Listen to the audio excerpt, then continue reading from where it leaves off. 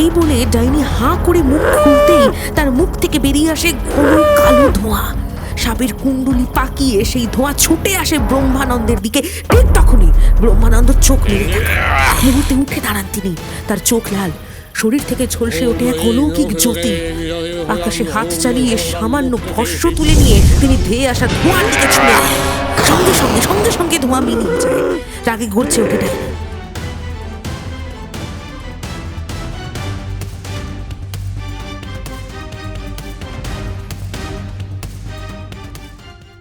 চারিদিকে পাহাড় আর গভীর জঙ্গলে ঘেরা ছাতিমপুর। এই গ্রামেই থাকে রামু, পরাণ, বিলাস, জগাই আর বনমালীরা। বনমালী গ্রামের মোড়ল হলেও আসল হর্তাকর্তা একজনই, ব্রহ্মানন্দ স্বামী। গ্রামের লাগোয়া জঙ্গলের ধারে তার আশ্রম। কথিত আছে একসময় তিনি ছিলেন এই গ্রামেরই সাধারণ মানুষ। দীর্ঘ 10 বছরের তপস্যার পর ফিরে এসে গড়ে তোলেন আশ্রম। আজ গ্রামের রোগ, ঝামেলা বা যে কোনো বড় সিদ্ধান্ত সব কিছুর ক্ষেত্রেই শেষ কথা বলেন এই স্বামী ব্রহ্মানন্দ। বাবা, আমার ছেলেটা জ্বর যে কিছুতেই সারছে না। বলিস কি রে? তবে তো দেখছি এবার সাধারণ জলে কিছু কাজ হবে না। ওং রুদ্রকালী ঘোরাং চতুর্ভুজাং মুক্তকে সিং চতুর্ভুজাং ওং দেবী কালিকা মুক্তকে সিং চতুর্ভুজাং। এই রে, এবার এই জল দিনে 3 বার করে তোর ছেলেকে খাওয়াবি, তাহলেই দেখবি তোর ছেলের একেবারে রোগ সব সেরে যাবে।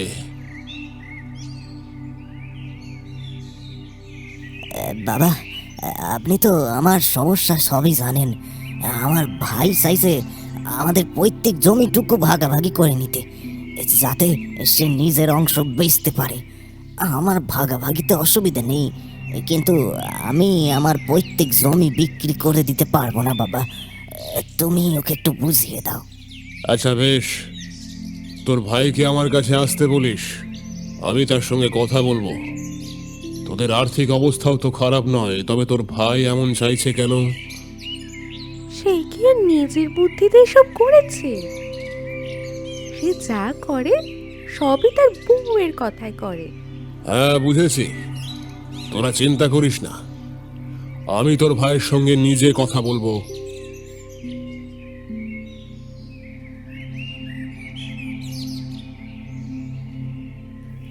বাবা, শুনলাম আপনি পুনরায় তপস্যা করতে তপবন যাচ্ছেন, কিন্তু আপনার অনুপস্থিতিতে এই গ্রাম যে একেবারে অরক্ষিত হয়ে থাকবে বাবা। কোনো বিপদ আপদ হলে। সেই চিন্তা আমাকেও কুরে কুরে খাচ্ছে মোড়ল মশাই। বিপদের আশঙ্কা আছে বলেই আমি তপস্যার মাধ্যমে আরো শক্তি সঞ্চয় করতে যাচ্ছি।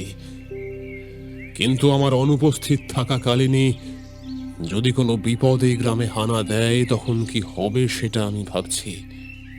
আপনি আপনি বরং আমাদের বলে যান, আপনি কোথায় যাচ্ছেন। কোনো বিপদ বুঝলে আমরাই না হয় যাব আপনার কাছে এই সমাধানের উদ্দেশ্যে। সে পথ তো খোলা রইলই, কিন্তু বিপদ যে কখন কোন পথে আসবে আমি সেই ভাবনাতেই বিভোর হয়ে আছি। তবে চিন্তা নেই, আমি আজ রাতে মা ভৈরবীর কাছে বিশেষ পূজা রেখেছি গ্রামের মঙ্গল কামনায়। মা নিশ্চয়ই আমাদের এই গ্রামকে রক্ষা করবেন। জয় বাবা ব্রহ্মানন্দের জয়, জয় বাবা ব্রহ্মানন্দের জয়। না বনমালী বাবু, আমার নয়, জয়ধ্বনি দিতে হলে দিন মা ভৈরবীর। তিনিই তো আমাদের রক্ষা করেন, আমি তো নিমিত্ত মাত্র। জয় ভৈরবী মায়ের জয়।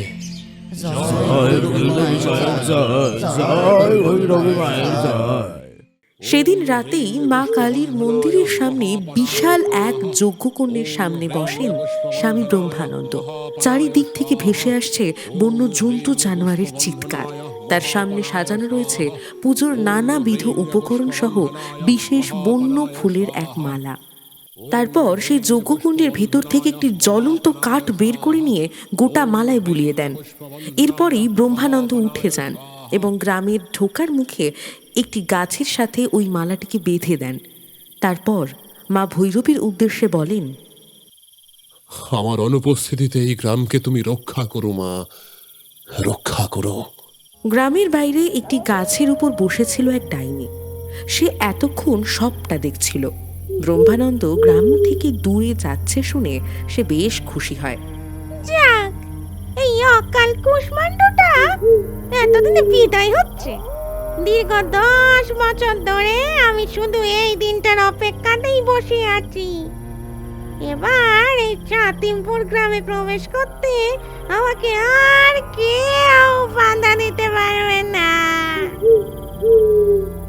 এই বলে সেই ডাইনি গ্রামের দিকে অগ্রসর হয়। কিন্তু সে যেই ওই গাছে বাঁধা ফুলের মালা পেরিয়ে গ্রামে ঢুকতে যাবে, সেই মুহূর্তে সেই মালা হতে তির্যক এক রশ্মি এসে তাকে ভীষণ আঘাত করে। সে মুহূর্তে চিৎকার করে সে দূরে ছিটকে পড়ে।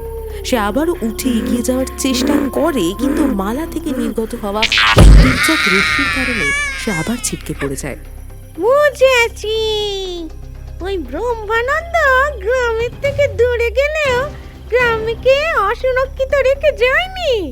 এই পুষ্পবন্ধনী দিয়ে সে এই গ্রামকে রক্ষা করছে। আমাকে যেমন করেই হোক এই মালাকে গ্রামের পথ থেকে সরাতে হবে।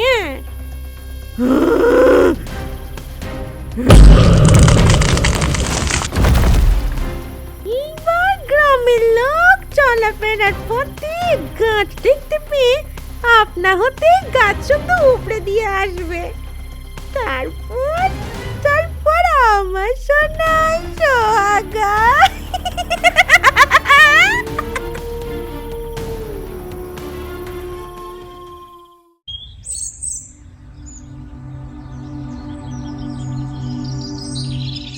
এর পরদিন সকালে গ্রামের রাস্তায় ঢোকা বেরোনোর পথে প্রকাণ্ড সেই গাছ পড়ে থাকতে দেখে গ্রামের সবাই বেশ অবাক হয়।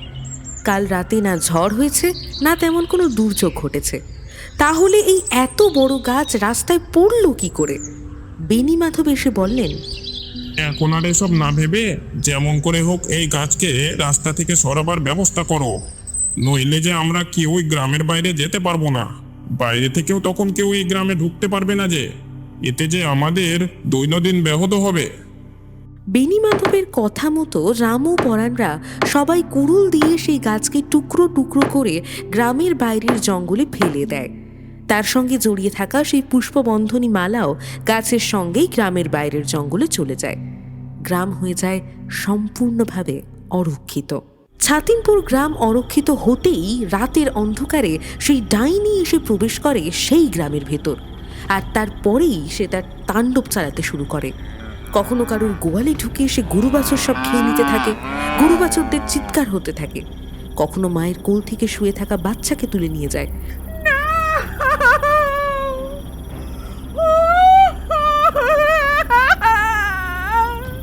ডাইনির উপদ্রবে রাতের অন্ধকারে সবাই হাতে মশাল নিয়ে বেরিয়ে আসে বাইরে। মোড়ল বেনি মাধব সহ গ্রামের সবাই এগিয়ে আসে ডাইনির মোকাবিলা করতে। কে তুই? কেন আমাদের গ্রামের ক্ষতি করতে চাইছিস? আমি ডাইনি কিরিম্বা। দীর্ঘ 10 বছর ধরে আমি অপেক্ষা করছিলাম এই গ্রামের বাইরের জঙ্গলের কাছে।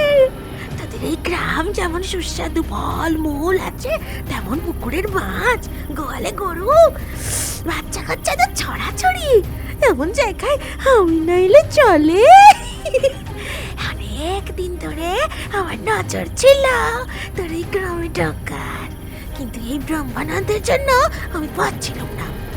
এখন তো সে নেই, তাদের এবার আমার হাত থেকে কে বাঁচাবে? হ্যাঁ, কে বাঁচাবে? এভাবে হবে না, একে একে চলো আমরা আগুনে পুড়িয়ে মারি।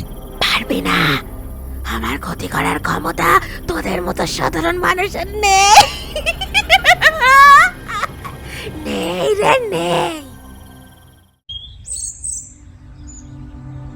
এর পরের দিনই ব্রহ্মানন্দের কাছে ছুটে যায় বনমালী। সে তার কাছে গিয়ে গতরাতের সমস্ত ঘটনা জানায়, যা শুনে ব্রহ্মানন্দ চিন্তিত হয়ে পড়ে। আমার পুষ্পবন্ধনী করে আসার পরেও এমন কাজ কি করে ঘটে? পুষ্পবন্ধনী? সে আপনি কোথায় করেছিলেন? কেন, ছাতিমপুর ঢোকার মুখে যে গাছটা ছিল তাতেই তো করেছিলাম সেই বন্ধনী। সর্বনেশ করেছে, সেই গাছ তো পড়ে গিয়েছিল বলে আমরা সবাই তাকে কেটে জঙ্গলে ফেলে এসেছি।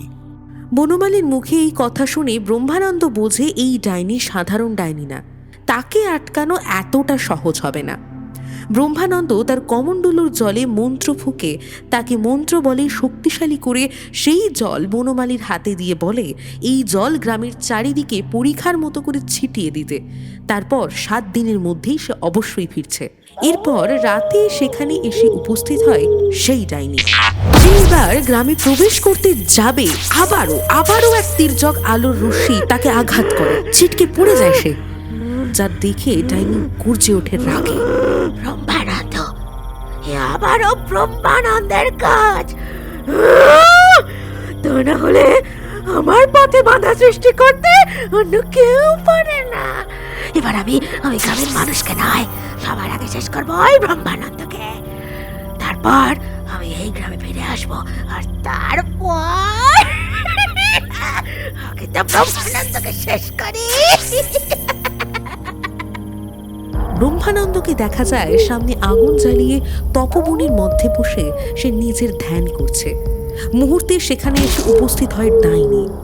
ভয়ঙ্কর তার রূপ, চোখ লাল, কষের দুটো বড় বড় দাঁত। ব্রহ্মানন্দ, এত স্পর্ধা, আমার রাস্তায় বাধা সৃষ্টি করিস। আমি দীর্ঘ 10 বছর ধরে এই গ্রামে প্রবেশ করার জন্য অপেক্ষা করছি, তুই আবার আমাকে বাধা দিচ্ছিস। আজ তো তোকে আমি ছাড়বো না। এই বলে ডাইনি হাঁ করে মুখ খুলতেই তার মুখ থেকে বেরিয়ে আসে ঘন কালো ধোঁয়া। সাপের কুণ্ডলি পাকিয়ে সেই ধোঁয়া ছুটে আসে ব্রহ্মানন্দের দিকে। ঠিক তখনই ব্রহ্মানন্দ চোখ মেলে থাকে। মুহূর্তে উঠে দাঁড়ান তিনি।